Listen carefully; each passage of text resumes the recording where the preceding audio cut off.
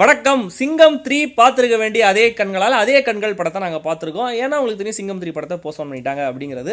இந்த படம் கலையரசனுக்கு ஒரு பெரிய பிரேக்காக இருக்கும் அப்படின்னு ஒரு எதிர்பார்ப்பு. இந்த படத்தில் ஒரு பார்வை இல்லாத ஒரு கேரக்டர் நடிச்சிருக்காரு. பட் படம் பார்த்து முடிச்சப்பறம் அவரை விட சிவதாவுக்கு தான் இந்த படம் பெரிய பிரேக்காக இருக்கும் அப்படின்ற மாதிரி தோணுது எங்களுக்கு. ஏன்னா படத்தில் அவங்க செம்மையாக பெர்ஃபார்ம் பண்ணிடுறாங்க. ஒரு நல்ல ரோல் அவங்களுக்கு.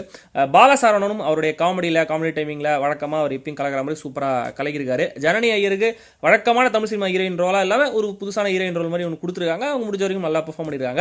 பட் எல்லாத்தையும் இங்கே சொல்லிட்டேன். எப்படி மிச்சத்தை அங்கே உட்காந்து சொல்கிறேன்.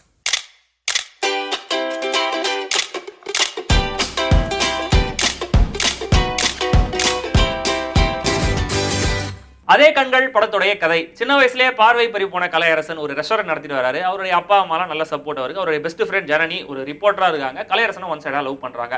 ஒரு நாள் கலையரசனுடைய ரெஸ்டாரண்ட்டுக்கு சிவதா வராங்க. அவங்க தான் அந்த சிவதா வராங்க. அவங்களும் கலையரசனும் அவங்களுக்குள்ள ஒரு ஃப்ரெண்ட்ஷிப் கிரியேட் ஆகுது. அப்படியே லவ்வாக மாறுது. கலையரசன் ப்ரப்போஸ் பண்ணி அவங்களும் ஒத்துக்கிறாங்க. ஸோ சிவதாவுக்கு ஒரு பிரச்சனை இருக்குது அப்படின்றது கலையரசனுக்கு தெரிய வருது. அந்த பிரச்சனையை நான் சால்வ் பண்ணுறேன், நீ கவலைப்படாது அப்படி வாக்கு கொடுத்துட்டு போகும்போது கலையரசன் ஒரு பெரிய ஆக்சிடென்ட்டில் மாட்டிக்கிட்டு ஹாஸ்பிட்டலில் ஒரு 3 வாரம் அட்மிட் ஆயிடுறாரு.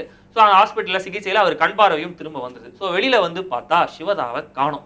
ஸோ சிவதாவுக்கு என்ன ஆச்சு அப்படின்னு தேட ஆரம்பிக்கிறார். ஸோ இதுக்கப்புறம் அவரோட லைஃப்பில் என்ன ஆச்சு, சிவதாவுடைய பிரச்சனை என்ன ஆச்சு, சிவதாவை கண்டுபிடிச்சாரா இல்லையா, ஜனனி ஐயருடைய இந்த ஒன் சைடு லவ் என்ன ஆச்சு, இவருக்கு கண் பார்வை திரும்ப வந்ததுக்கப்புறம் என்ன மாதிரி விஷயங்கள்லாம் இவர் தெரிஞ்சுக்கிறாரு அப்படிங்கிறது தான் அதே கண்கள் படத்துடைய சின்ன சின்ன ட்விஸ்ட் இருக்கிற கதை. ஷெஃப் வருண், வயது 25, 15 வயதில் பார்வையை பறி கொடுத்தவர்.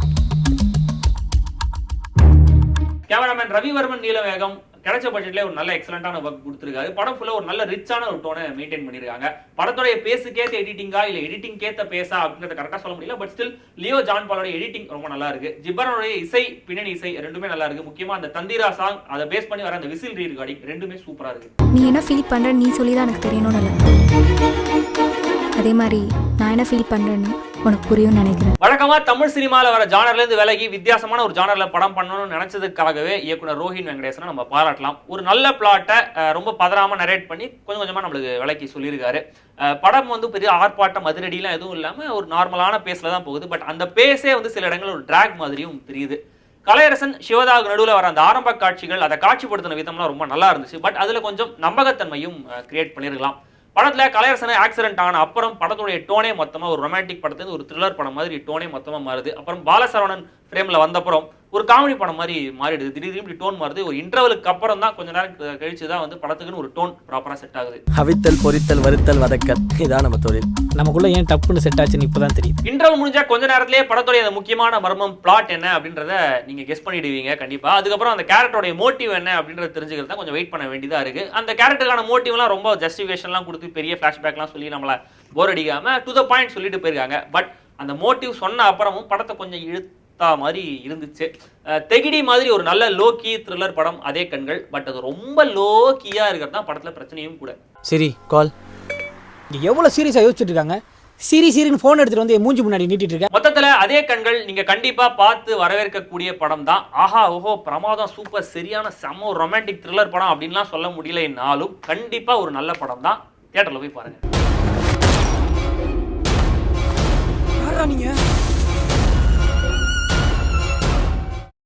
புதுமுக இயக்குனர்கள் நல்ல கதை வச்சிருக்கிறவங்க, நல்ல டேலண்ட் இருக்கிறவங்களுக்கு வந்து ஒரு மாடரேட்டான பட்ஜெட்டில் படம் எடுத்து ரொம்ப நாளாகவே சப்போர்ட் பண்ணிட்டு இருக்கிற ப்ரொடியூசர் CV குமார். பெரிய பட்ஜெட்டில் படம் எடுத்து படம் ஓடுமா ஓடாதான்னு வயிற்றில் நெருப்பு கட்டிட்டு இருக்குது பதிலாக இந்த மாதிரி மாடரேட்டான பட்ஜெட்டில் நல்ல படங்கள் எடுத்து ரிலீஸ் பண்ணிட்டாங்கன்னா ரிஸ்க் கம்மி, படம் ஓடிச்சுன்னா லாபமும் ஜாஸ்தியாக வரும். அதை வச்சு அவங்க இன்னும் எதிர்கால நல்ல படங்கள்லாம் எடுப்பாங்க அப்படின்ற ஒரு நம்பிக்கையும் நம்மளுக்கு இருக்கும்.